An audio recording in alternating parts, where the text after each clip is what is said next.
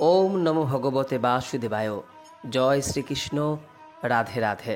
বন্ধুরা, দোল পূর্ণিমার দিন চন্দ্রগ্রহণের ছায়া এর কতখানি প্রভাব পড়ছে। দোল পূর্ণিমার দিন আমাদের কোন কাজটি অবশ্যই করতে হয়, বিশেষ করে বাড়িতে যদি তুলসী মন্দির বা তুলসী গাছ থাকে, তাহলে দোল পূর্ণিমার দিন যে কাজটি আমাদের প্রত্যেকেরই করা প্রয়োজন। দোল পূর্ণিমাতে আমাদের কোন কোন খাবার কখনোই গ্রহণ করা উচিত নয়, এবং যে খাবারটি এই পূর্ণিমার দিন আমাদের অবশ্যই গ্রহণ করা প্রয়োজন, এই সমস্ত কিছু প্রশ্নের উত্তর নিয়ে আজ এই ভিডিওতে বিস্তারিত আলোচনা করব। এর সঙ্গে জানাবো যে দোল পূর্ণিমার দিনটি কেন আমাদের কাছে গুরুত্বপূর্ণ। আশা করি দর্শক বন্ধুরা এই ভিডিওটি আপনাকে সমৃদ্ধ করবে। নমস্কার দর্শক বন্ধুরা, অমৃত কথা এই চ্যানেলে জানাই আপনাদের সুস্বাগতম। ভারতীয় দর্শন, শাস্ত্র এবং বিভিন্ন দেবদেবীর পূজা অর্চনা পদ্ধতি এই চ্যানেলের মূল আলোচনার বিষয়বস্তু। বন্ধুরা, আমাদের দেশের অন্যতম প্রধান উৎসব হলো দোল বা হোলি। শীতের শেষ এবং গ্রীষ্মকাল শুরু হওয়ার ঠিক আগেই বসন্তকালে পালিত হয় এই দোল উৎসব। বাংলা পঞ্জিকা অনুসারে মূলত ফাল্গুন মাসের শুক্লপক্ষের পূর্ণিমা তিথিতে পালিত হয় এই দোল যাত্রা, যে কারণে এই পূর্ণিমা তিথিকে ফাল্গুনী পূর্ণিমাও বলা হয়ে থাকে। বন্ধুরা, এই প্রসঙ্গে আপনাদের জানায় যে এই বছর 1431 বঙ্গাব্দ 2025 সালে এই দোল পূর্ণিমা তিথি শুরু হচ্ছে আগামীকাল 28শে ফাল্গুন 13ই মার্চ বৃহস্পতিবার সকাল 10:24 থেকে, এবং এই দোল পূর্ণিমা তিথি থাকছে পরের দিন শুক্রবার সকাল 11:35 পর্যন্ত। দোল পূর্ণিমা মূলত বৃহস্পতিবার দিন শুরু হলেও উদয়া তিথি মেনে দোল পূর্ণিমা এবং হোলি এই দুটি পালিত হবে এই বছর আগামী 14ই মার্চ শুক্রবার দিন। তবে দোল পূর্ণিমার যে হোলিকা দহন উৎসব, অর্থাৎ যাকে আমরা ন্যাড়া পোড়া বলে থাকি, সেটি পালন করা প্রয়োজন আগামীকাল বৃহস্পতিবার সন্ধ্যা 5:41 থেকে সন্ধ্যা 7:17 মধ্যে।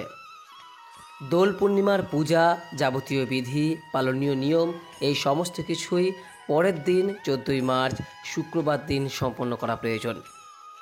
তবে এই শুক্রবার দিনে থাকছে এই বছর 2025-এর সর্বপ্রথম বৃহত্তম চন্দ্রগ্রহণ, এবং এই চন্দ্রগ্রহণটি একটি পূর্ণগ্রাস চন্দ্রগ্রহণ।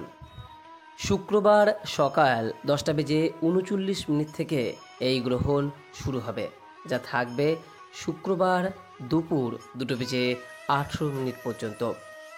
তবে এই গ্রহণ মূলত ভারতীয় উপমহাদেশ, অর্থাৎ ভারত, বাংলাদেশ, পাকিস্তান, নেপাল এই সমস্ত দেশে অদৃশ্য হিসেবে প্রতীয়মান। কারণ এই গ্রহণ যেহেতু দিনের বেলায় সংঘটিত হচ্ছে, আর দিনের বেলায় আমরা মূলত চাঁদকে দেখতে পাই না, সেই কারণে এই গ্রহণ ভারতীয় উপমহাদেশে অদৃশ্য হিসেবে প্রতীয়মান। আর শাস্ত্রমতে অদৃশ্য গ্রহণের প্রভাব খুব একটা বেশি পড়ে না। তাই আগামী শুক্রবার দোল পূর্ণিমার দিন দোল পূর্ণিমার যাবতীয় পালনীয় বিধি, পূজা অর্চনা সমস্ত কিছুই সম্পন্ন করা যাবে।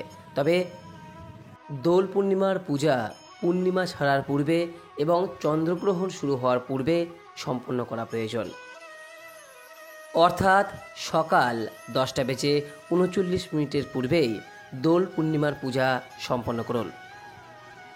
আপনি নিঃসন্দেহে এই দিন সমস্ত প্রকার মাঙ্গলিক এবং শুভ কাজ সম্পন্ন করতে পারেন। বন্ধুরা, দোল পূর্ণিমার দিন আমাদের মুখ্য কাজের মধ্যে যে বিষয়টি পড়ে সেটি হলো শ্রী রাধাকৃষ্ণের পূজা বা লক্ষ্মীনারায়ণের পূজা। অনেকেই বাড়িতে এই দিন সত্যনারায়ণ ব্রত করে থাকেন। বন্ধুরা, এই দোল পূর্ণিমার দিন সম্ভব হলে অবশ্যই শ্রী রাধাকৃষ্ণের বা লক্ষ্মীনারায়ণের পূজা করুন। আর এই পূজায় অবশ্যই নিজের পছন্দের রং শ্রীকৃষ্ণের চরণে অর্পণ করতে ভুলবেন না। মূলত আপনি যদি এই দিন রং খেলায় নিজেকে নিয়োজিত করেন, তাহলে সবার প্রথমে আপনার যিনি ইষ্ট দেবতা, অর্থাৎ যাকে আপনি মনে প্রাণে বিশ্বাস করেন, যার আপনি নিত্য পূজা করে থাকেন, তার পায়ে আপনার পছন্দের রং বা আবির নিবেদন করতে ভুলবেন না।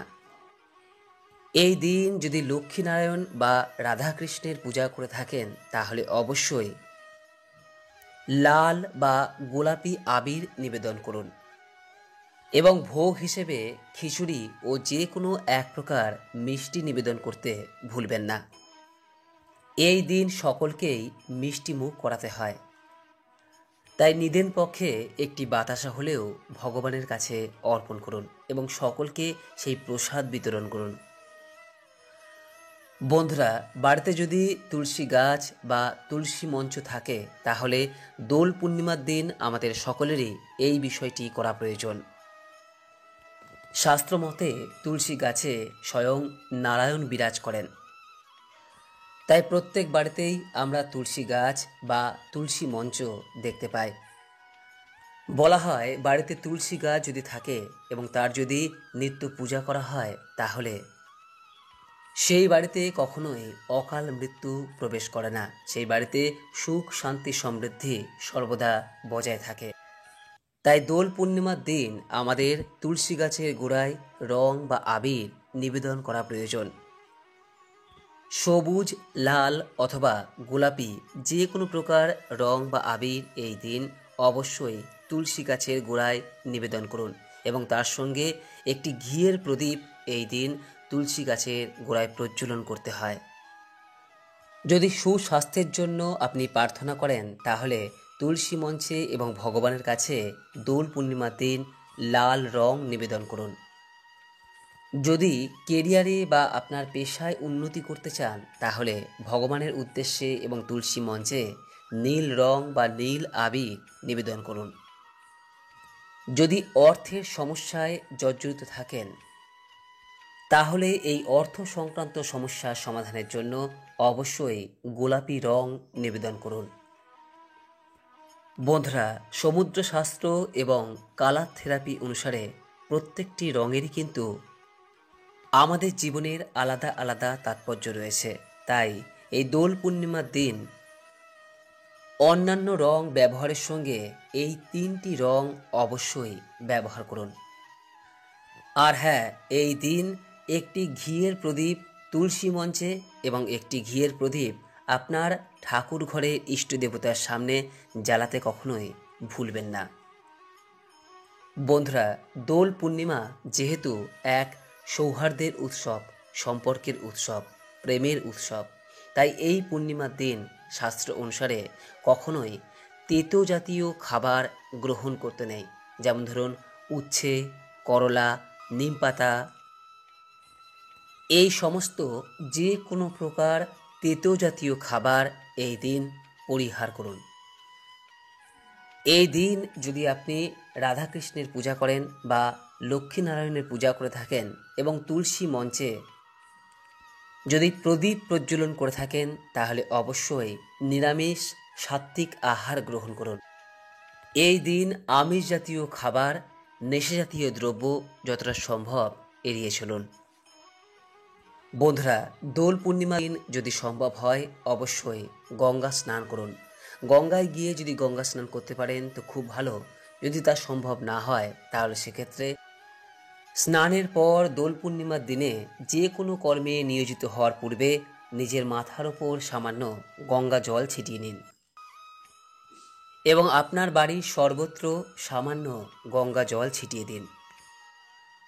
এই দিন বাড়ির সম্মুখ ভাগে অর্থাৎ আপনার যে সদর দরজা রয়েছে তার সামনে যদি সম্ভব হয় অবশ্যই একটি স্বস্তিক চিহ্ন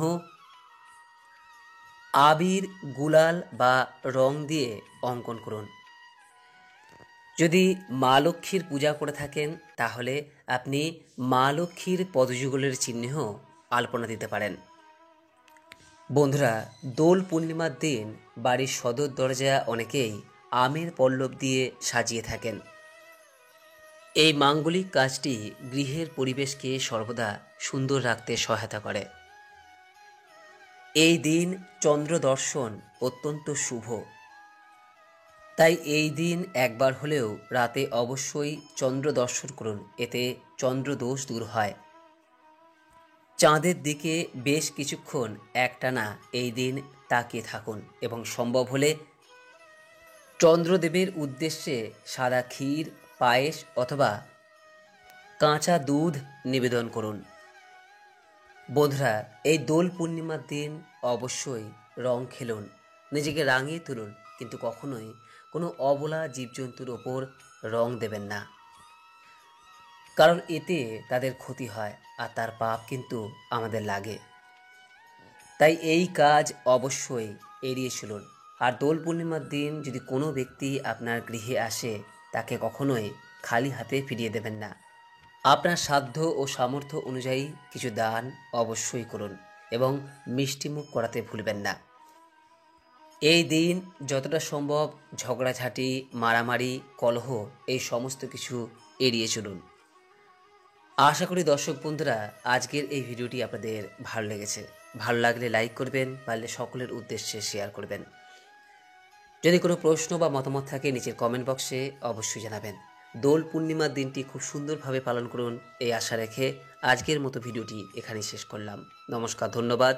ঈশ্বর আপনার মঙ্গল করুক। জয় শ্রীকৃষ্ণ। রাধে রাধে।